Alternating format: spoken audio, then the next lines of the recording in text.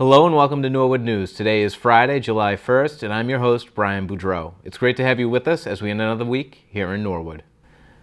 After months of anticipation, the Boston Pops took the stage this past Sunday on the Norwood Town Common. It was an unforgettable day that will be remembered in the town of Norwood for years to come.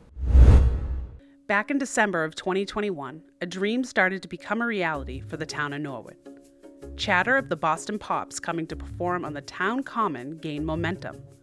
It all started when back in December, I got a phone call from a representative from DCD Holdings, Automotive Holdings, and they had said that they were interested in sponsoring a show of the Boston Pops to play here in Norwood. And I came to realize that the person on the phone didn't represent the Pops themselves, so I had to take it upon myself to call into the Pops, tell them about the story, that we want to bring the Pops to Norwood and figure out the logistics behind all that. The first thing I did was I called the Pops. I started emailing into the organization when I didn't hear back right away, and pretty much between the holidays and New Year's, I worked on getting the logistics in place for how can the Pops come out to Norwood. After getting the green light from the Pops and securing additional donors, the wheels were set in motion. The only thing left to do was to figure out the logistics and how to pull this off. A group of volunteers and town employees stepped up to the plate and knocked it out of the park. All in, it probably took hundreds, if not thousands of hours of work to actually make this happen. We would have 2 standing weekly meetings for about the 2 months prior to the event. Prior to that, we had a lot of regular meetings. There was contract negotiations with the Pops. There was some fundraising. We had a group of about 15 volunteers who were sort of our core volunteer group working on it, plus about a half a dozen town staff working on it to make it happen. And that all led up to the day of, which took about 100 volunteers and probably close to 100 town employees on that day, and a lot of other volunteers and town employees supporting them in the background. June 26, 2022 will go down in Norwood town history as one of the best days on our little town common. Not only did the Boston Pops come to town, but 2 of our very own were on stage to celebrate and perform with the Boston Pops. Kyle Leonard, a recent graduate of NHS, joined the Pops on stage for a once-in-a-lifetime performance. Kyle talks about performing on the biggest stage of his life so far in front of his hometown. Yeah, I was just in the car. I was waiting for one of my friends, and the coordinator called me and said, "This is what we're gonna play. It's definitely happening." I was dumbfounded. Because I was told it could happen, and it couldn't. There was a lot of things that had to happen for it to actually work. And when he called me and then he actually said we're playing the piece that I picked, it was surreal. Pure happiness. And this is actually happening. Every day it kind of got closer. I was like, whoa, this is happening 3 days from now, 2 days from now, tomorrow, today, in a couple hours. And just finally getting on that stage, it was a great feeling. Kyle wasn't the only local legend on stage with the Pops. Retired Director of Fine Arts and founder of the NHS music program, Paul Alberta, joined the Pops on stage to conduct the finale. Paul Alberta recounts the moments from walking up those stairs and entering the stage as he looked out to see the residents of Norwood, family, friends, and former students. I'm gonna choke up here. It was the thrill of my life. I looked out and to see Norwood react that way was fabulous. I had a ball from there. I had a ball. The orchestra was so responsive to everything that I did. They were into it. Of course, I knew a couple of the players in the orchestra anyway. But the greatest thing for me is twofold. Was the 150th birthday committee telling me that they unanimously and enthusiastically supported me conducting and being a part of the program meant the world to me, because it's like usually 2 years after you retire from a place, it's like, Paul who, but this has been 20 years, and the people, the way they responded with affection, with enthusiasm, it's something I'll never forget. Ladies and gentlemen, please give it up for, it's an honor to share the stage with Paul Alberta.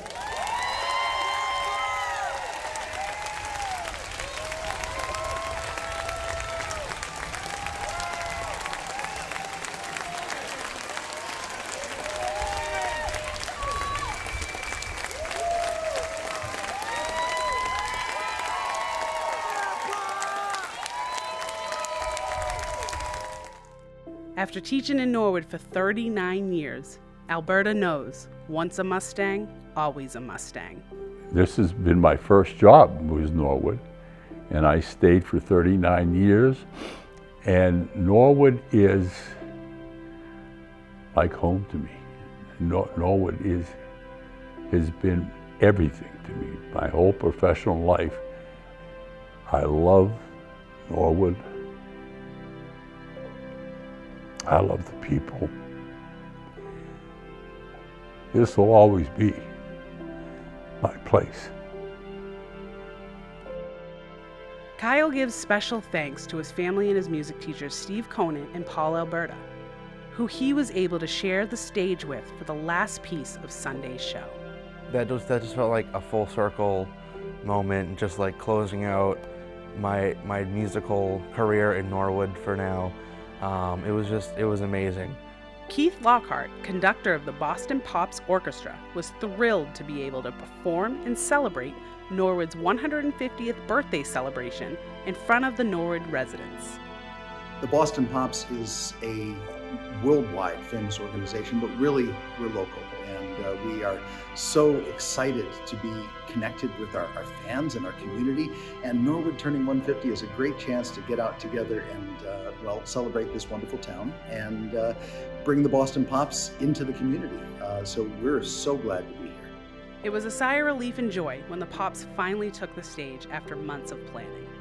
General Town Manager Tony Mizuko recaps the moments when he was able to sit back and take it all in. So there was this immense sense of both relief and pride when you could see, or when I could look out and see, we've estimated about 4,500 people right here on the Common on a beautiful June day listening to the Boston Pops play right here on our Common. There was that sense of relief that the event is finally here, that it started, that they're playing, and sort of all that, the stress and the drama and all the million little battles you fight to make something like this happen, all sort of went away in that moment. And to see the smile on people's faces, to see them cheering and enjoying it, and kids enjoying it, and older folks enjoying it, and family, was just absolutely wonderful.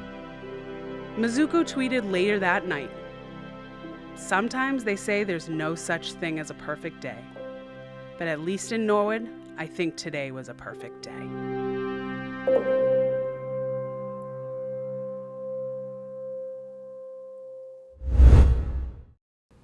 Two years ago, a wild storm came to Norwood, and as some call it, the Great Flood destroyed businesses, homes, and our one and only Norwood Hospital.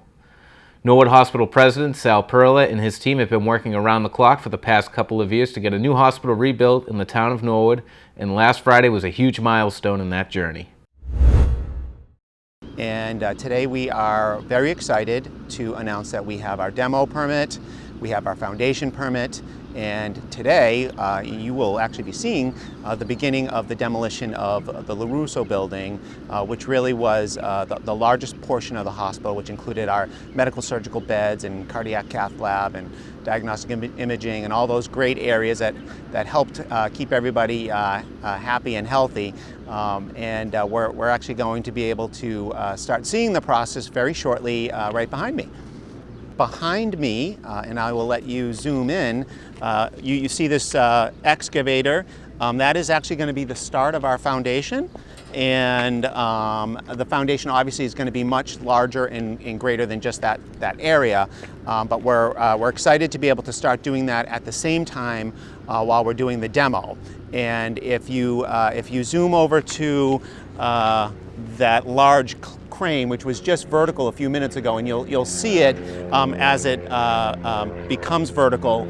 It actually will be clawing away at the building and being able to take that down safely and with minimal disruption in comparison to, a lot of people were looking for a wrecking ball or dynamite, and while those certainly would be quicker, it certainly wouldn't be the best for the community. So we're going to be taking it down one piece at a time, and that will be starting very soon. The design, and I'm sure we can convince NCM to throw up some of the new images in the work, will be nothing less than out of this world. I'm so excited for everyone to see the new phases of the architecture and design work, which really are pretty much consuming this entire campus. It's really going to be an amazing piece of architecture for the community to enjoy while they are here for their healthcare needs.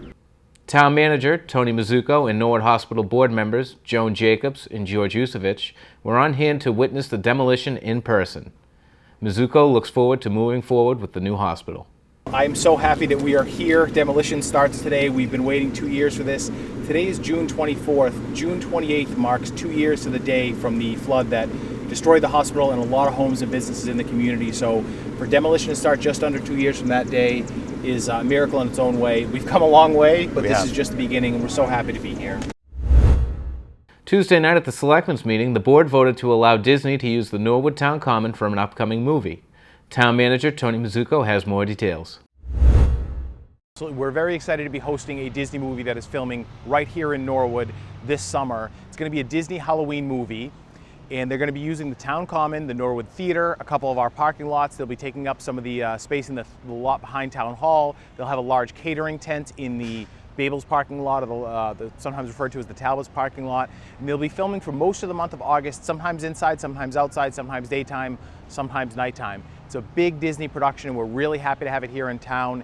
And as of right now, what we've been told is in the movie, they're actually going to call it the Town of Norwood in the movie. They're going to get some of our local businesses filmed there, and you're going to see some set decorations on the Town Common that I think are going to blow people away.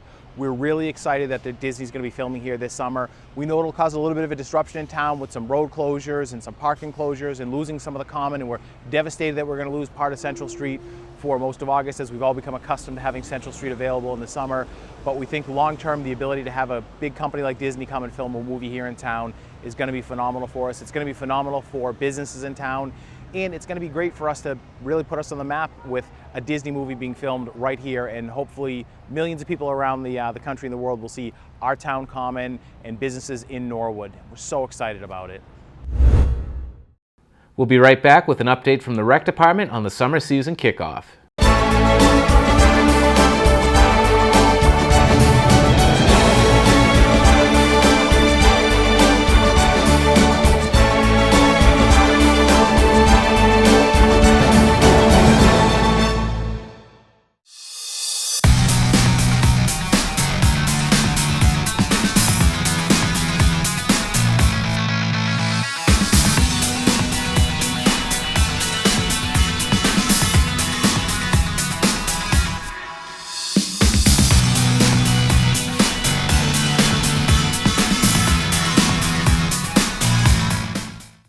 Welcome back.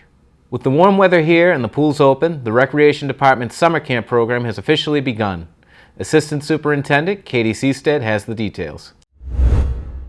Hi Norwood, Katie Seastead here, and I'm currently at our Haas location of camp. This week we are starting and kicking off our camps as well as the opening of our pools. So far things are going well. Our first day of camp, I had a little bit of rain, but the kids made the best of it. We're looking forward to a fun week. This week is Animal Week theme. Today we're going to the zoo, and then tomorrow we're going to have Curious Creatures for our junior play kids. So right now we're so lucky. There are still some spots available for the rest of the summer for our senior play, as well as a few spots open for our play camp, grades 2 through 5. We look forward to having another great summer. We have, once again, the best staff, I think, ever. So we're excited to see our staff. We're so excited to see familiar faces. Watching our campers reunite with our counselors from last year is something special. But we look forward to a wonderful summer, Norwood. If you have any questions about our summer camp, please call the Civic Center at 781-762-0466. For more information about programs offered by the Recreation Department, visit their website or give them a call. The town of Norwood is looking forward to celebrating America's birthday this weekend. On Monday, the annual 4th of July parade will wind its way down Washington Street from the Coakley Middle School to Norwood Center. The festivities begin with a doll carriage parade at 1 p.m. and the main parade will kick off at 5:30. Norwood Community Media will be covering the event live on the NCM Community Channel. Join us in the festivities and we hope to see you there. Now let's throw it over to Staff with Sports. Hi, I'm Megan Corbett, filling in for Mike Maloof on sports. In Babe Ruth news, the top two teams of the regular season, the Rangers and the Dodgers, faced off each other in the town championship.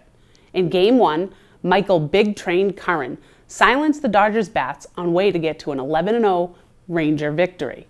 In Game 2, the Dodgers bounced back to a 7-4 victory behind the strong pitching of Thomas Benson, who struck out 9. The championship game pitted two of the top pitchers, Michael Curran for the Rangers and Sam Gosner for the Dodgers, against one another. The Dodgers wasted no time when Thomas Benson ripped the first pitch down the right field line for a stand-up triple. Sam Gosner followed with a double to left center to score Benson, but that was all the Dodgers would get. The Rangers bounced back when Frankie Hernan singled and stole second and third. Sean Moynihan laced a single up the middle to score Hernan and tie the game. As the game went on, the Dodgers scratched out a couple of runs with key hits from Benson, Gosner, and Finn Kenny. Meanwhile, Gosner was in complete control of the mound for the Dodgers. In the top of the 7th, the Dodgers were hoping to get an insurance run to pad their 3-1 lead. They had James Collins on second and Finn Kenny on third with 2 outs.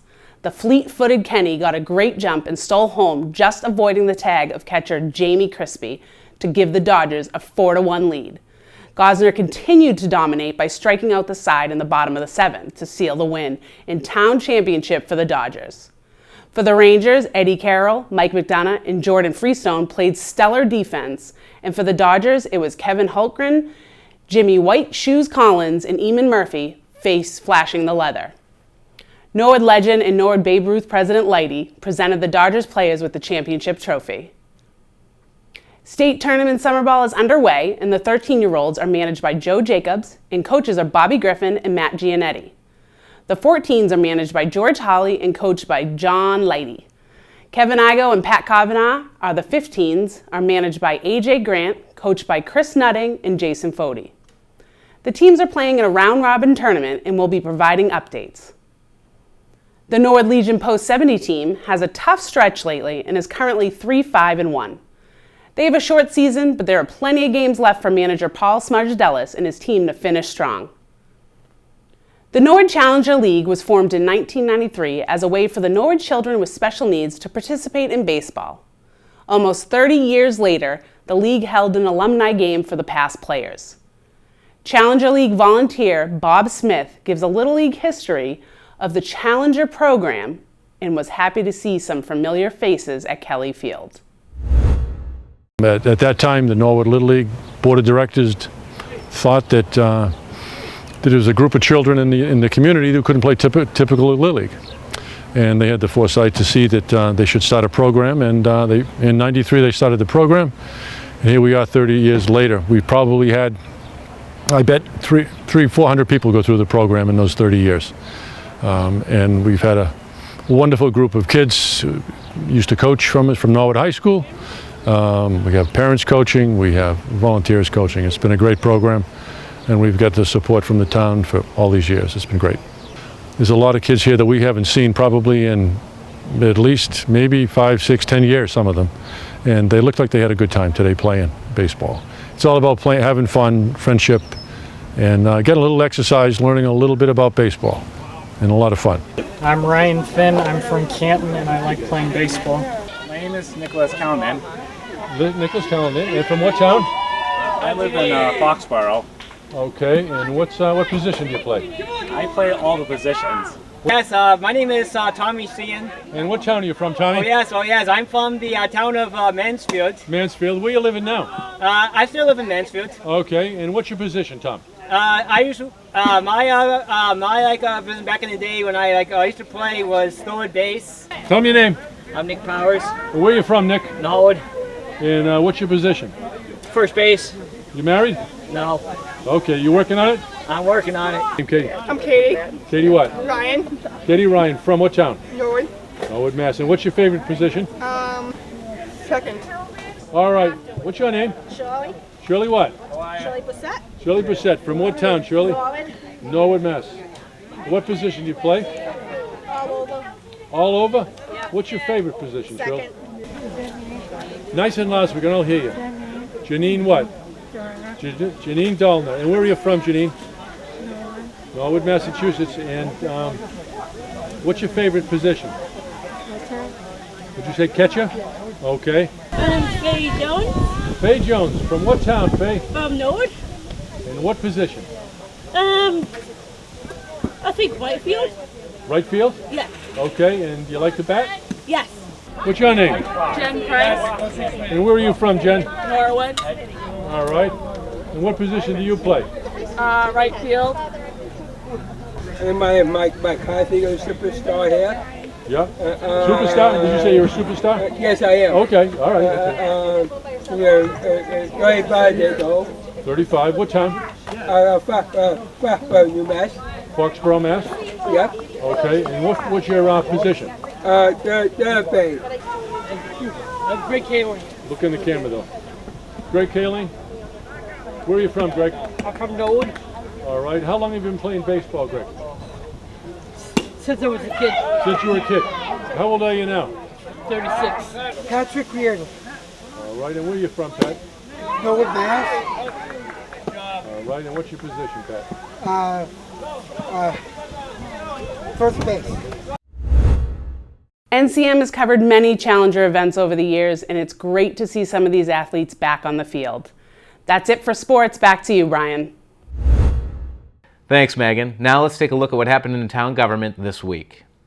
The Norwood Planning Board held final discussions regarding the major special permit request at 596 Boston Providence Highway, which has become known as the Enterprise Project. The project gained the attention of many Norwood residents, especially the residents of the adjacent Neponset Street neighborhood. At previous public hearings, neighbors and concerned citizens gave input on the project, and many were unhappy with the thought of a parking lot in their backyard. Members of the planning board shared some final thoughts before voting on this project. My biggest fear is that we put a lot of work into this to make it as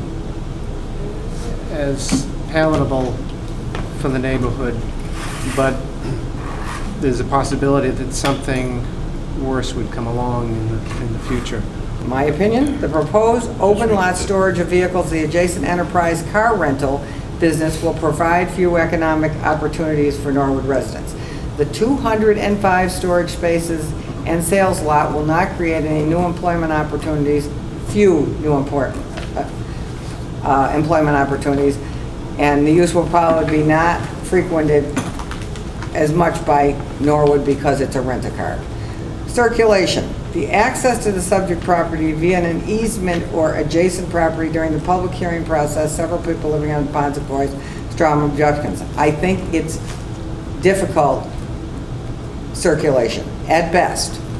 Utilities and other public services, that's kind of a wash. Then my favorite of all, environmental impacts. I really believe that we cannot, people ask this ridiculous global warming space about something on Route 1, but it's important that we do a little bit. And we took that into consideration when we were doing Boston Providence Highway, that we wanted more green, not just so it would look prettier, because it charges the water, and we're blacktopped, we're a hot zone. That was a big issue. Clear cutting a wooded parcel, which includes natural habitat for many species of plants and animals, is a negative environmental impact. Removing tree canopy and placing it with asphalt negatively impacts our environment through the increased urban heat sink effect. Paving a previously wooded lot is a major habitat disturbance. This proposed parcel of pavement will not provide any substantial amount of decent employment opportunities to the local workforce. If not the letter of the law, the bylaw, as it's been written, the spirit of the law is being violated by this project if it were to go through. Not to belabor the point, but the intent was to put open lot storage 100 feet beyond the frontage on Route 1. And for the first project to come along months after the approval of that, the BPH district, and test this on a technicality it's just not within the spirit of the law. After giving their statements, it was time for the planning board to take their vote. This would be a supermajority vote, meaning that on a 5-member board, at least 4 votes were needed for the project to be approved. So you either say approve or deny. Mrs. Homewood? No. Deny. Mr. Sheehan? Aye. Mr. Bamba? Nope. Mr. Hatchie? No. Chairman votes aye. Motion is defeated, 3 against, 2 for.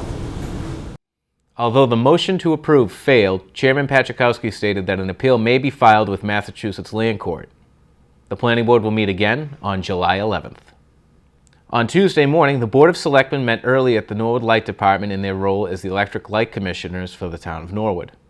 The Light Department prepared an in-depth presentation for the Light Commissioners, which covered a vast array of topics, including future planning of the Light Department, upgrades to the switchgear at the Dean Street substation, and electric vehicle rebates.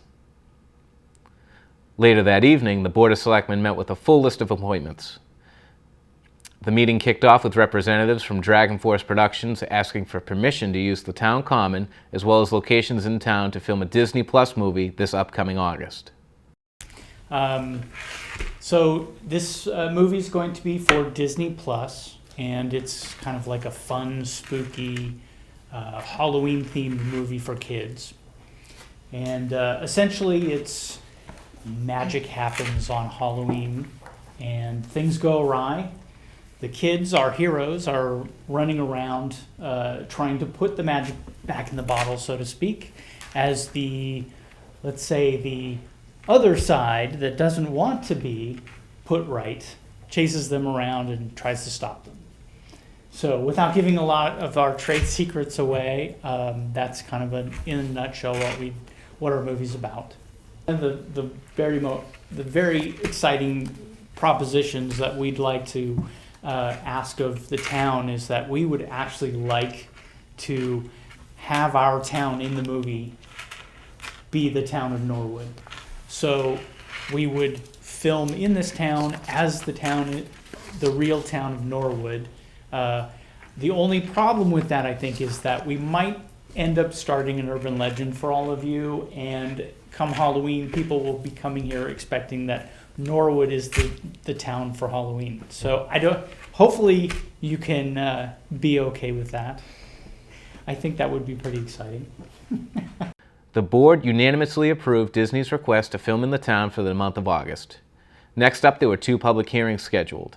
One was for Convenient Food Mart, who submitted an application for a new wine and malt beverage license that was approved unanimously with 1 abstention. The other public hearing was for Bay State Wine and Spirits, who submitted an application for the transfer of the AAB license from Route 1 Liquor Mart. That was also approved unanimously with 1 abstention. The Board of Selectmen meets again on July 12th. For complete government coverage, tune into the NCM Government channel or watch it on demand at nordcommunitymedia.org. Stay tuned after this break for more town news.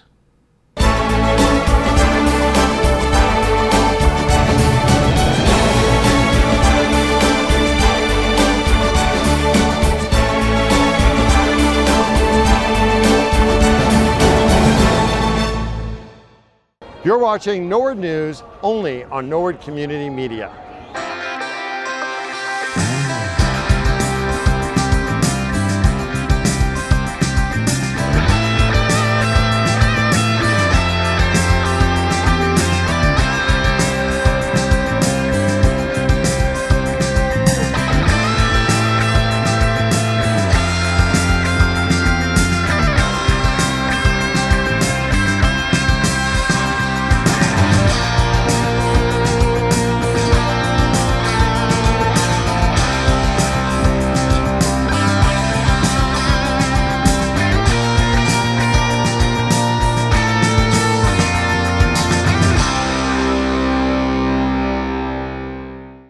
Welcome back. Free Meals for Kids and Teens is back this summer.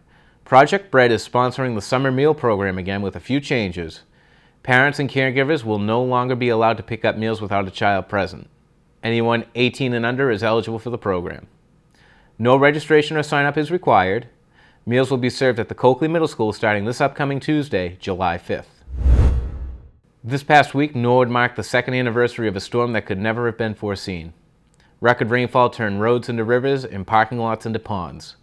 The June 28, 2020 storm nearly drowned the town of Norwood, causing the closure of Norwood Hospital after severe water damage and power failure forced the hospital to evacuate and close its doors. The silver lining to this anniversary is now that 2 years later, the demolition of the Norwood Hospital is underway and a brand new facility is on the horizon. Well, that's all for Norwood News. To stay up to date with Norwood News, follow us on Facebook, Twitter, and Instagram. As always, thank you so much for watching. We leave you now with a final look at the Boston Pops on the Norwood Common and Norwood Maestro, Paul Alberta. Have a happy 4th of July, Norwood.